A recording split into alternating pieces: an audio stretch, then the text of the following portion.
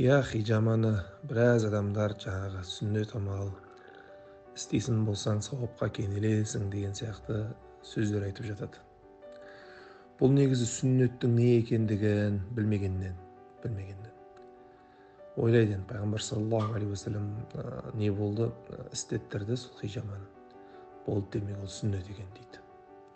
Жоқ, ол сүннет емес. Неге? Өйткені біздің Ханафи мазхабында Алауддин Касани деген үлкен ғалым болған. Бадаиус Санаи деген кітабында айтады, хижама жасау бұл рұқсат етілетін іс дейді. Мубах дейді, яғни рұқсат етіледі.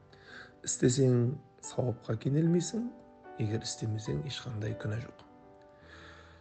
Кейбір адамдар субханалла бұл хижаманы істету сауап, әр пәленше күн істеп тұру керек, түгенше күн істеп тұру керек деп тұрып, анау бір міндетті амал сияқты қаратады да. Сөйтеді де анау дені сау, хижамаға ешқандай мұқтаждығы жоқ адамдарды да соған мәжбүрлеп жатады. Бұл дұрыс емес. Бұл мубах амал, яғни рұқсат етілген амал. Істетсең сауап емес, істетпесең ешқандай күнә жоқ. Егер сол хижамамен емделгің келіп жатса, емделесің. Емделгің келмесе ешқандай ағаттығы жоқ оған. Бір келіп тұрып біреу сен келіп тұрып неге мәжбүрлеуге яки болмаса сен неге сүннет амал істемей жүрсің деп күстән алуға ешкімнің ақысы жоқ.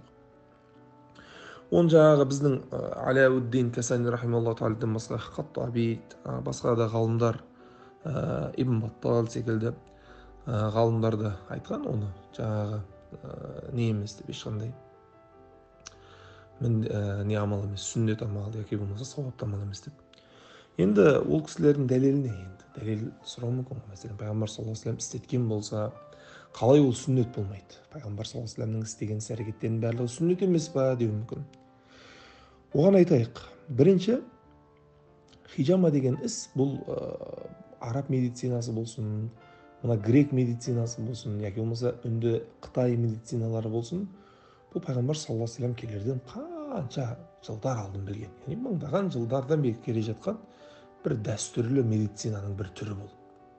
Дәстүрлі медицинаның бір түрі, яғни пайғамбар саллаллаху алейхи вассаламға Алла тағала тарапынан бір уахи етіліп, яки болмаса бір пайғамбарларға тән бір іс емес ол. Медицина. Мәселен, тамақ жеген сияқты нәрсе да. Медицина. Медицина емделіп жатыр.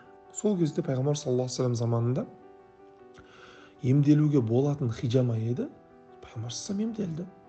Тура сол сияқты нәрсе бұл. Одан басқа ешқандай мәселе емес. Мәселен, фирауындардың заманында да Мысырда хижама жасатқандығы жайлы нақты деректер, дәлелдер бар.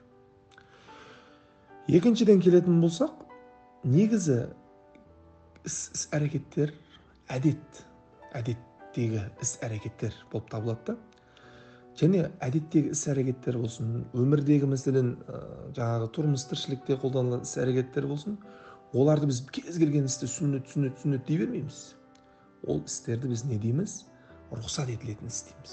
Яғни істесеңіз сауап болмайды, істемесеңіз күнә болмайтын іс деп айтамыз. Кез келген сондай өмірлік іс-әрекет, тамақ жеу болсын, ұйықтау болсын, сол сияқты нәрселердің барлығы. Бірақ егер сол өмірлік іс-әрекеттер көркем мінезділікке, мәселен, жақсы іс-әрекет деп бағаланатын, ел жұрт мынау жақсы іс екен деп бағаланатын іс-әрекеттер болып, сол нәрсені пайғамбарымыз саллаллаху алейхи вассалам істесе, онда оны сүннет дейміз. Ал кәдімгідей қарапайым әдеттегі іс-әрекеттер болғандықтан, егер қандай да бір іс-әрекет сондай іс-әрекет болатын болса, оны біз сүннет демейміз. Ал хижама да тура сол сияқты. Ол бір әдеттегі іс-әрекет. Бір ауырған адамның сол кезде бар емделу тәсілі болған. Ол пайғамбарымыз саллаллаху алейхи уассалам емделді, дұрыс. Пайғамбар саллаллаху алейхи вассалам тамақ жеді сүннет деген, су ішу сүннет дегенде барлық әдеттің барлығын сүннетке ала бермейміз. Сүннеттің бір шеңбері бар. Жаңа айтқандай әдеттегі істелетін іс-әрекеттердің пайғамбар саллаллаху алейхи вассалам істегеннің жақсы, көркем мінезділікке шақыратын тұстары болса ғана біз оны сүннет деп қарастырамыз. Үшіншіден, пайғамбарымыз саллаллаху алейхи уассаламнан ешқандай, мәселен, хижаманы істететін болсаң, пәлен сүннет болады, пәлен сауап болады. Істемейтін болсаң, түген күнә болады, яки болмаса, мындай күстәналады деген сияқты сөздер айтылмаған. Кінәланады деп айтылмаған. Яғни пайғамбар саллаллаху алейхи вассалам істелген Мәселен, ауырсаңдар сонымен емделіңдер деген, бірақ осыны істейтін болсаң пәлен сауап болады деген сияқты сөздер айтылмаған. Демек біз оны білеміз, ол жай қарапайым әдеттегі іс-әрекет екенін білеміз. Төртінші себебі, бұл хижама ісінің өзіне қарайтын болсаңыз, бұл жерде ешқандай Құдайға деген құлшылықтың бір элементтерін таппайсыз. Сүннет амал деуіміз үшін оның ішінде Құдайға деген құлшылықтың элементтері болу керек. Ал хижамада ешқандай Құдайға деген құлшылықтың элементтері жоқ. Немесе Алла тағалаға жақындататын бір ешқандай бір белгісі жоқ. Кәдімгі ол күнделікті істенетін киім кию, жату, тұру деген сияқты нәрселер ол. Адамның өміріне, адамның дене мүшесіне керекті деген болған жайттар олар.